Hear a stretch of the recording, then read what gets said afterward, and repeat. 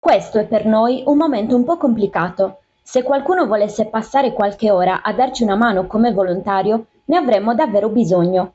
L'associazione Qua la Zampa, che si occupa del canile comunale di Sassari, ha lanciato un appello ricercando nuovi volontari per gestire i tanti ospiti della struttura. Abbiamo deciso appunto di ricominciare a fare una specie di punti a capo e cercare nuovi volontari per ricreare un gruppo un po' più importante, in modo appunto da gestire la sera totalmente con i volontari il canile. Tanti quattro zampe che si trovano nel canile, dai cuccioli ai cani ormai anziani che non hanno ancora trovato un'adozione.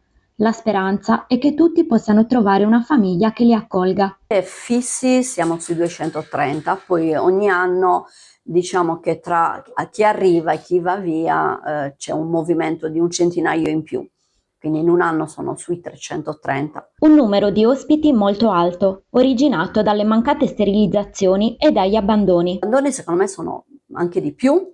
Molti abbandoni derivano da cucciolate casalinghe, perché qua da noi arrivano cuccioli addirittura profumati, con la copertina bella pulita, quindi non sono sicuramente figli di randaggi. Poi i randaggi sicuramente non abbandonano i propri cuccioli, quindi di conseguenza sono abbandoni fatti dalle persone, dai proprietari delle mamme. I quattro zampe aspettano quindi nuovi volontari che li aiutino a uscire dai box più volte al giorno, a socializzare meglio e ad avere più chance per trovare un'adozione ed essere così liberi di giocare, correre ed essere amati.